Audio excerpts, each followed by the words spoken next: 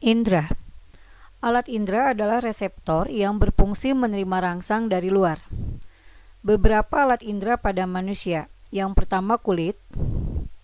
Indera peraba pada kulit disebut tangoreseptor, terdiri dari beberapa macam, yaitu Pacini, reseptor untuk tekanan; Meissner, reseptor peraba atau sentuhan; Cross, reseptor dingin; Ruffini, reseptor panas; serabut saraf terbuka, reseptor nyeri; dan serabut saraf sekeliling rambut. Untuk lebih jelasnya, perhatikan gambar berikut ini. Untuk keterangan gambar, nomor 1 Ruffini, tadi untuk reseptor panas. Yang kedua adalah Meissner, sentuhan, rabaan. Yang ketiga, reseptor rasa sakit. Yang keempat, Cross atau dingin. Dan kelima, Pacini atau tekanan. Alat indera yang kedua adalah indera pengecap dan pembau. Penerima rasa dan bau adalah sel-sel kemoreseptor. Indera pengecap terdapat di lidah, berupa puting-puting pengecap yang dibedakan menjadi bagian tepi depan untuk rasa manis, belakang untuk rasa pahit, samping untuk rasa asam, depan untuk rasa asin. Supaya lebih jelas, perhatikan gambar berikut. Keterangan gambar untuk nomor 1 adalah reseptor rasa pahit. Yang kedua asam. Yang ketiga asin. Yang keempat manis. Indera pendengaran dan keseimbangan. Telinga berfungsi sebagai organ pendengaran dan alat keseimbangan. Bagian telinga terdiri dari telinga luar, yaitu daun telinga dan saluran telinga. Pada saluran telinga terdapat rambut-rambut halus dan kelenjar minyak atau kelenjar sebasea yang berfungsi untuk memerangkap partikel yang masuk, sehingga nantinya dapat menghasilkan kotoran telinga yang dinamakan serumen. Berikutnya telinga tengah, mencakup membran timpani atau gendang telinga dan tulang pendengaran. Tulang pendengaran terdiri dari martil, landasan, dan sanggurdi. Yang ketiga adalah telinga dalam. Pada telinga dalam terdapat rumah siput atau kohlea. Pada rumah siput terdapat organ korti yang berfungsi merubah getaran suara menjadi impuls listrik yang akan dibawa ke otak besar bagian samping. Dan saluran semisirkuler. Saluran semisirkuler yang tergolong pada telinga bagian dalam berfungsi untuk mengatur keseimbangan bekerja sama dengan otak kecil. Untuk lebih jelasnya, perhatikan gambar telinga berikut ini. Keterangan gambar. 1. Daun telinga. Yang kedua, saluran telinga. Ketiga, saluran semisirkuler. Yang keempat, saraf pendengaran. Kelima, kohlea atau rumah siput. Keenam, saluran eustachius. Ketujuh, membran timpani atau gendang telinga. Kedelapan, tulang martil atau males. Kesembilan, tulang landasan atau incus. Dan ke-10, tulang sanggurdi atau stapes. Proses mendengar. Getaran suara diterima oleh daun telinga, kemudian diteruskan pada saluran telinga. Getaran suara menggetarkan membran timpani. Getaran suara kemudian dilanjutkan atau dihantarkan ke tulang-tulang pendengaran dan akan diteruskan ke tingkap oval yang akan menggetarkan cairan lim pada kohlea. Akibatnya, sel-sel rambut dari organ korti terangsang dan akan disampaikan rangsang tersebut ke saraf pendengaran di otak besar bagian samping. Indera penglihatan. Sel-sel reseptor penglihatan disebut fotoreseptor. Terdapat di retina atau disebut retina itu dengan istilah selaput jala. Fotoreseptor ada dua macam, yaitu sel kerucut, konus atau kon, mengandung iodopsin, berperanan pada penglihatan cahaya cukup atau di tempat terang. Yang kedua adalah sel batang, bacillus atau rod, mengandung rhodopsin, berperanan pada penglihatan cahaya kurang atau di tempat gelap. Untuk lebih jelasnya, perhatikan gambar mata berikut ini. Keterangan gambar. 1. Pupil.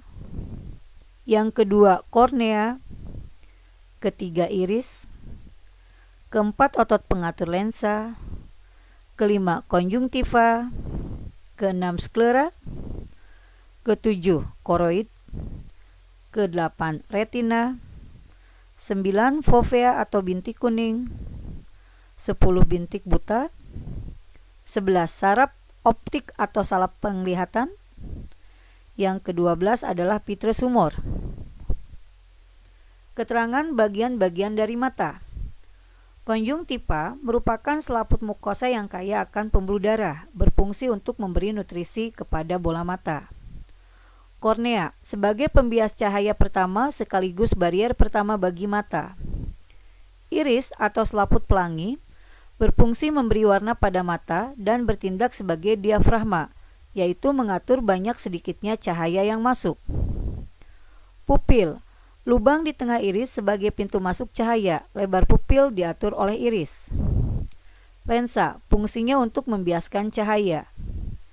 Vitreous humor berisi cairan yang memberi bentuk bola mata sekaligus sedikit membiaskan cahaya.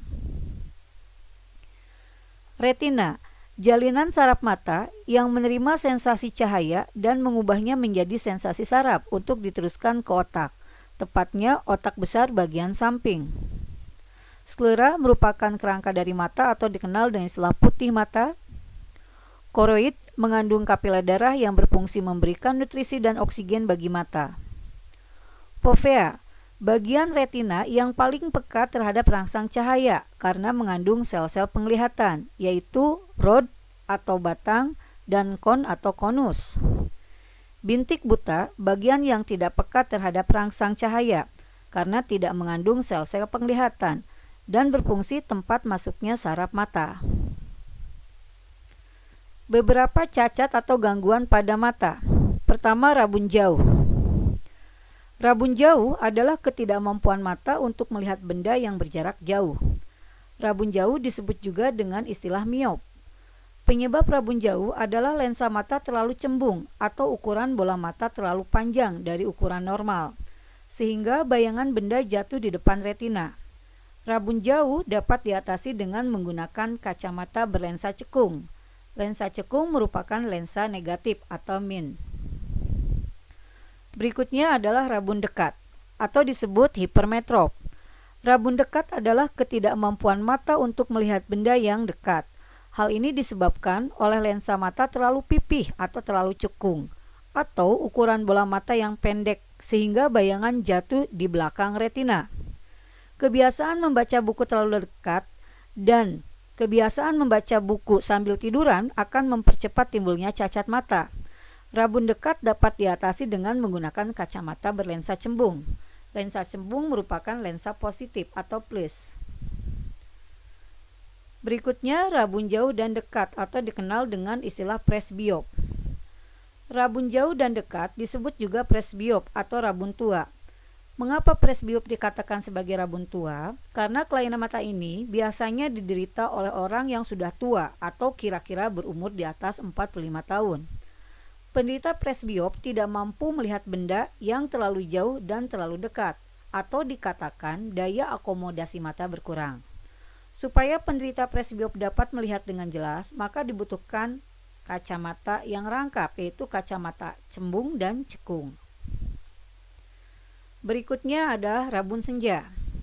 Rabun senja atau rabun ayam adalah ketidakmampuan mata untuk melihat benda yang berada di tempat remang-remang dan di malam hari. Gangguan ini disebabkan oleh kekurangan vitamin A, sehingga sel batang tidak berfungsi karena protein rodopsin tidak terbentuk.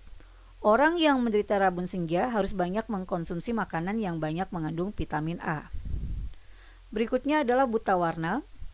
Ketidakmampuan mata untuk membedakan warna. Penyakit ini bersifat menurun. Buta warna ada dua macam, yaitu buta warna total dan buta warna separuh atau parsial. Buta warna total hanya mampu melihat warna hitam putih saja, sedangkan buta warna separuh atau parsial tidak bisa melihat warna tertentu, yaitu merah, biru, dan hijau. Berikutnya adalah katarak. Katarak atau bular mata merupakan gangguan penglihatan. Penyebab katarak adalah lensa mata keruh, sehingga menghalangi masuknya cahaya pada retina. Penderita ini umumnya berumur di atas 55 tahun. Kelainan mata ini dapat diatasi dengan operasi. Berikutnya adalah astigmat atau silinder. Astigmat atau mata silindris adalah gangguan mata yang disebabkan oleh ukuran lensa mata atau kornea tidak rata. Penderita gangguan ini tidak mampu melihat garis vertikal dan horizontal. Gangguan mata ini dapat diatasi dengan menggunakan kacamata berlensa silinder. Berikutnya adalah juling. Kelainan mata ini disebabkan adanya ketidakserasian kerja otot penggerak bola mata kanan dan kiri. Kelainan ini dapat diatasi dengan tindakan operasi pada otot mata. Glaukoma.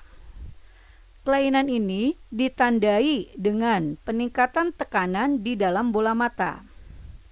Tekanan terjadi karena adanya sumbatan pada saluran di dalam bola mata, dan kelainan yang tidak dapat segera diatasi dapat menyebabkan kebutaan. Kelainan ini dapat diatasi dengan obat-obatan yang harus diminum seumur hidup atau dengan tindakan pembedahan. Demikianlah materi tentang hormon dan indera.